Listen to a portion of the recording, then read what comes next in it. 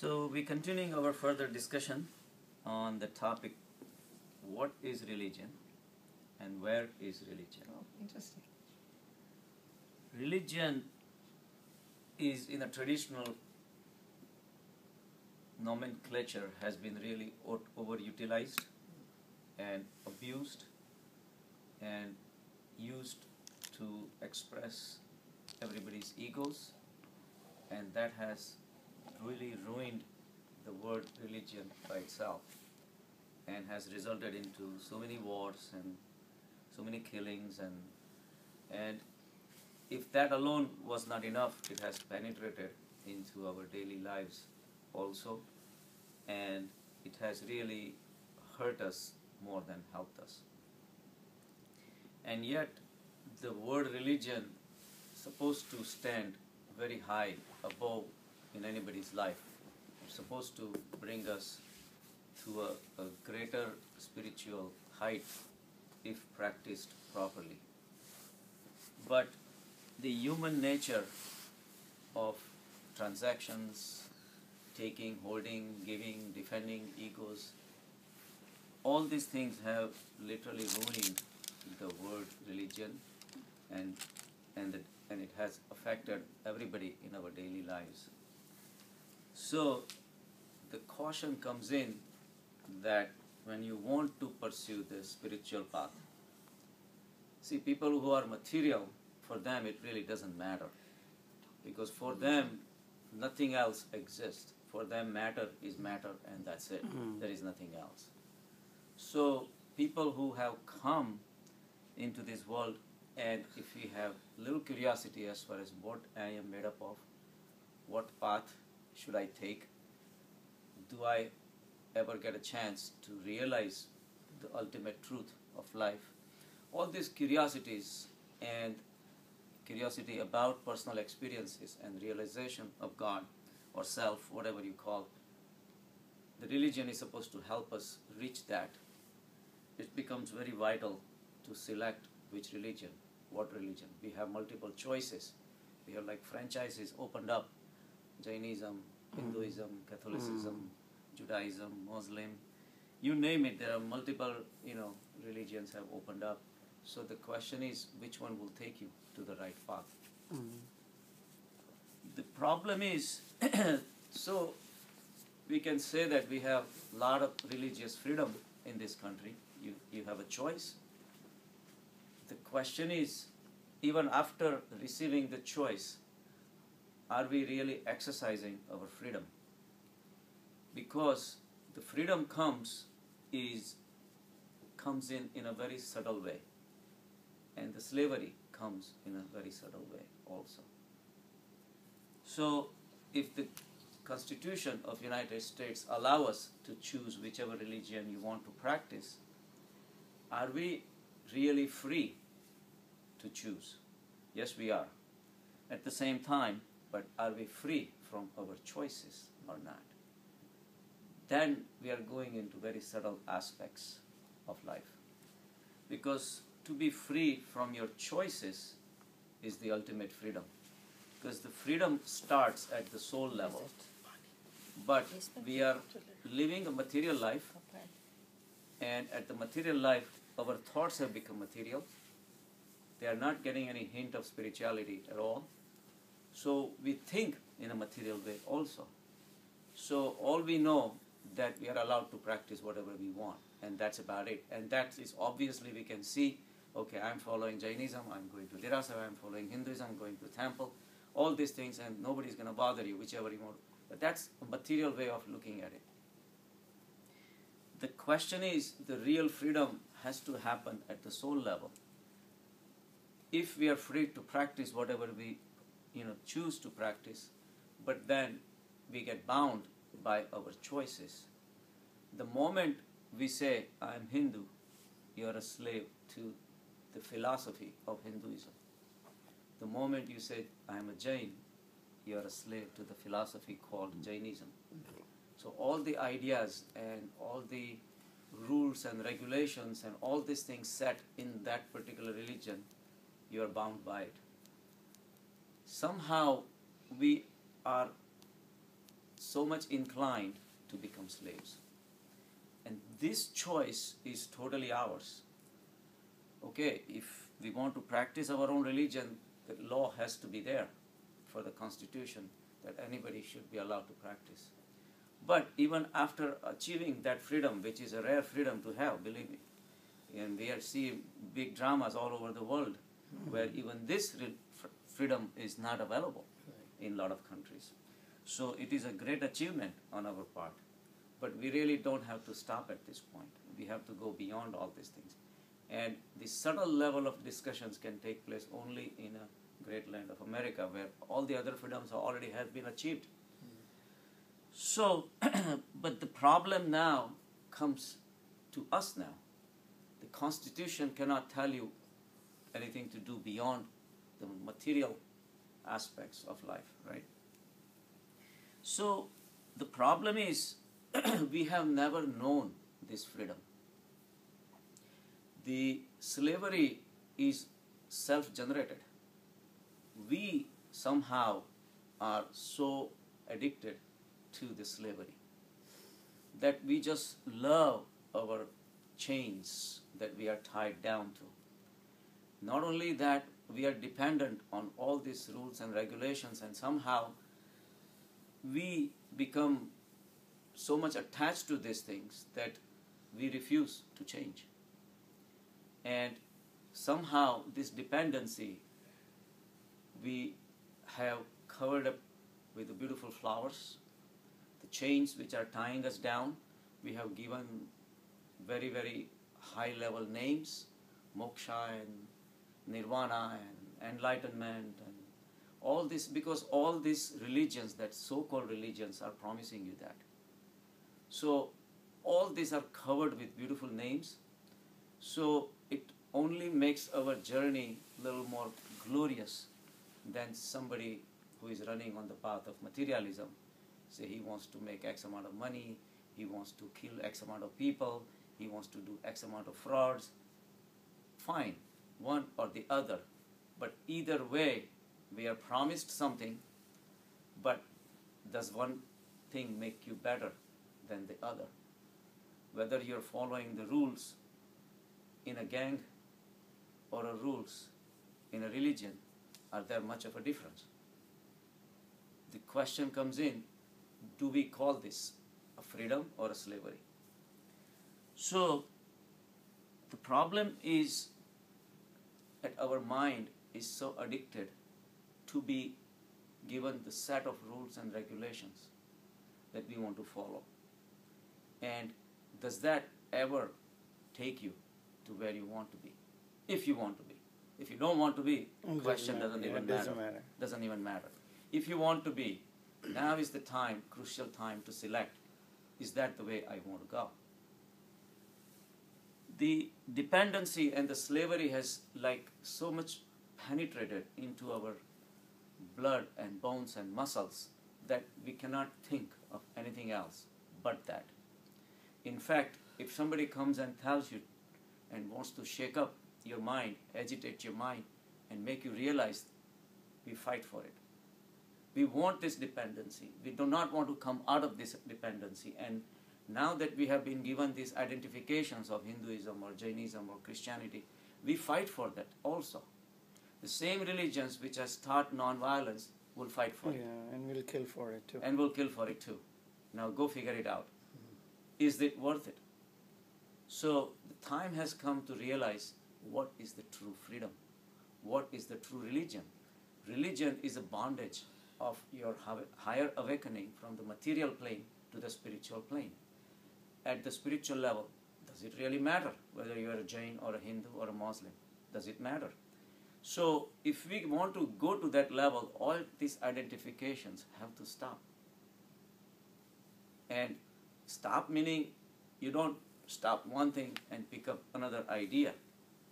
That's not much different than if you're carrying somebody's dead body to the graveyard and your one shoulder is tired, you shift to the another shoulder. So you don't want to give up one idea and then pick up another idea. So you're just bouncing from one idea to another. So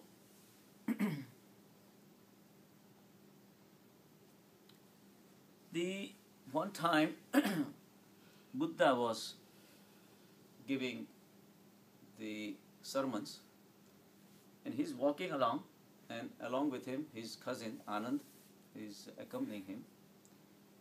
And one guy comes in and he asks Buddha, do you believe in God? Do you think the God exists? Because I don't believe in God. So Buddha says, of course, God exists. He's definitely there. So the time goes on. A few hours later, another guy comes in and he asks Buddha that I believe that God is everywhere. Do you agree? Buddha said, what are you talking about? There is no God. So Anand was a little puzzled. He says, in the morning you said there is God everywhere, and now you're saying there is no God. What's the matter? But he didn't want to say anything. He says, by the end of the day, I'm going to ask Buddha a question. What is this? And before the evening comes, the third guy comes in. He says that, I'm not sure, Buddha, whether the God is there or not. What do you think?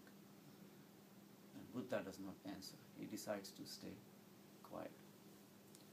So now Anand's, more puzzled. More puzzled. He says, what's going on here? Now I've been walking around, I devoted my life with this guy. And is this what it's going to take me into? So he asks Buddha, why did you do all these things? So Buddha says, why are you bothered by all these things? None of those answers were for you. You didn't ask any questions. People asked questions and I responded. Sis, I agree with all that. And I don't want an answer from you or anything. But I just want to, but you are only one person giving 3 different answers. What is the logic behind it? And I am the one who had to witness all these 3 answers. So explain your logic. So Buddha explains this beautifully. He says that the first guy comes in, he didn't believe in God. He was attached to the idea of non-existence of God. So he was so bogged down with that one idea that I wanted to shake his foundations and give him an idea that the God exists. Now, doesn't matter God exists or not. That's not the point.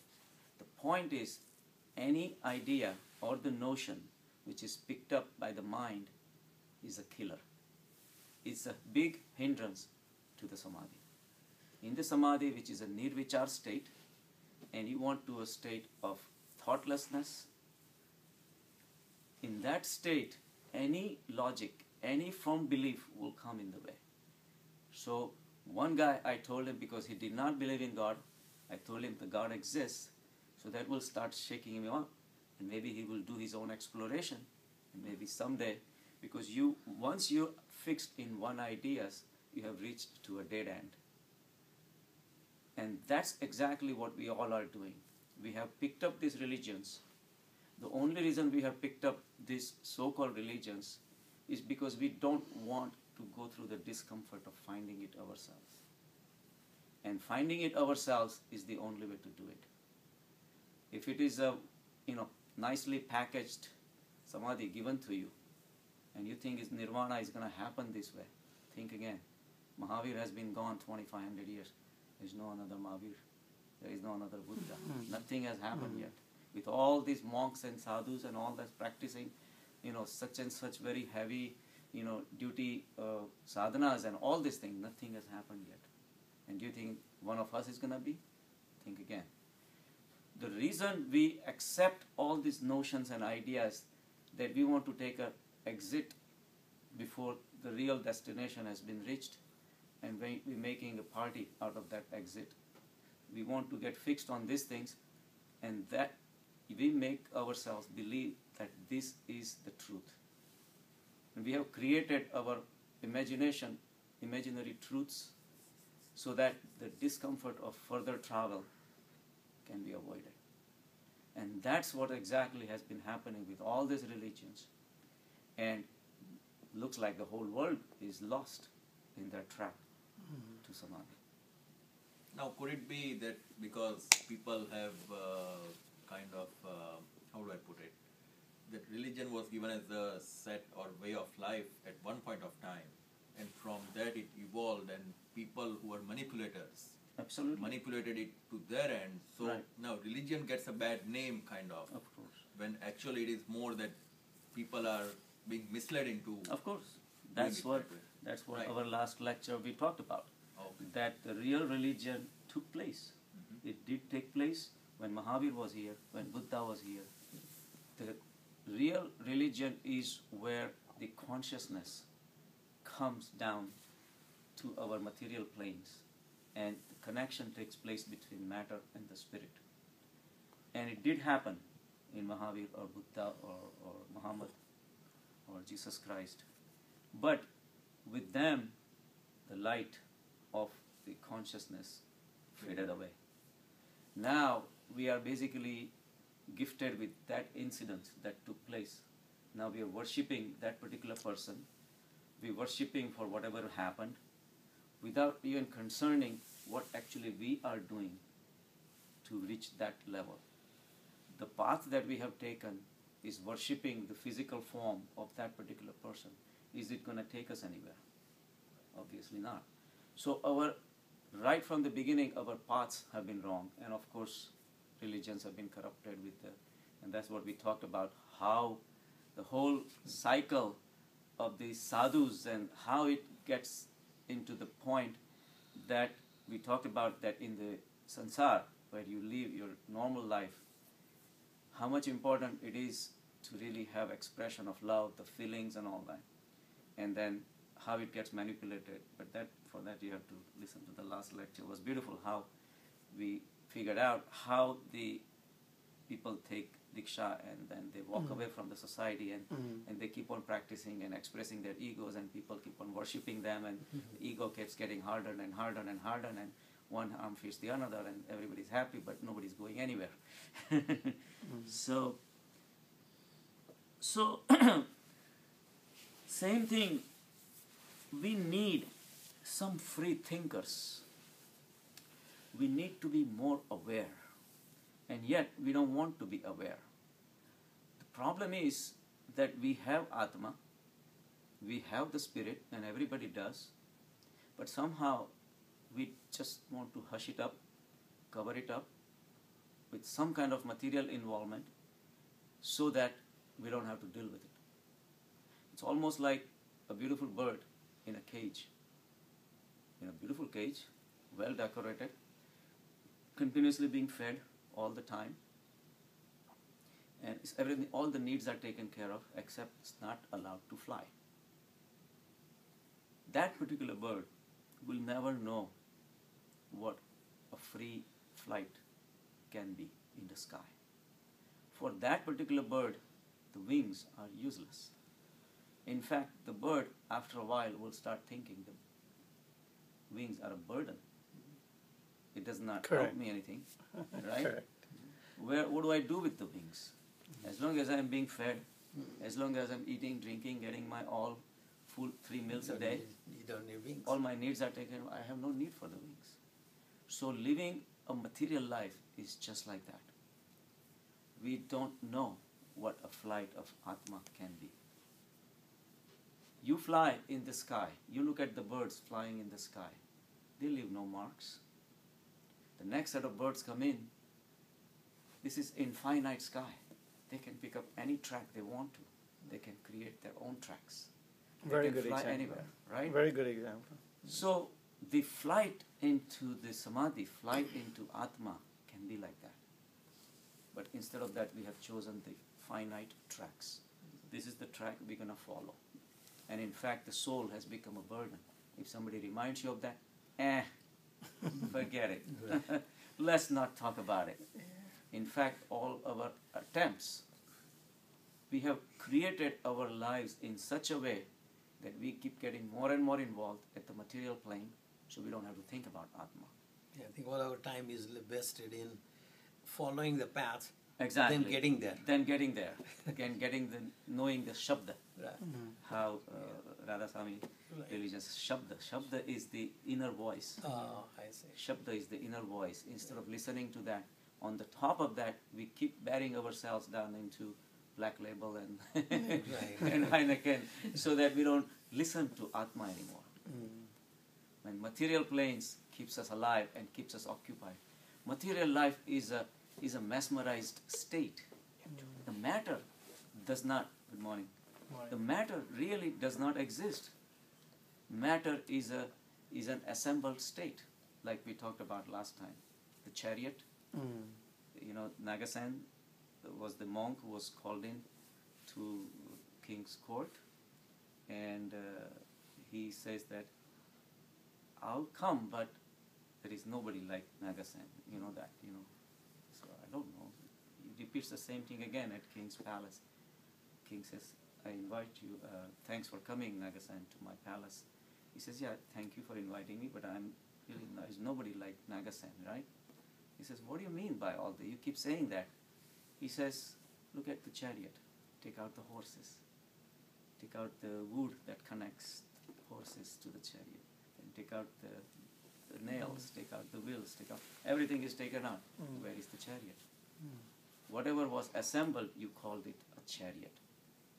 So we are all assembled, and we have given names to this assembly line. And so you are this, and he is this, and she is this, and I am this. And so it's an illusion. All those things are for our practical purposes. So at material level, the more importance you give to the material level, the less visualization you're going to have of the spiritual level. So the same way, the religions, when they get carried away at the material planes, it loses its spiritual aspect. And that is the job of all the religions, to ultimately make you reach to the spiritual planes. Right? So otherwise, what's the difference between religions and businesses? Bar or gangs or whatever, right? They're all dealing with material planes. And that's why I was questioning myself when we attend Shri Prajnaji's lecture. And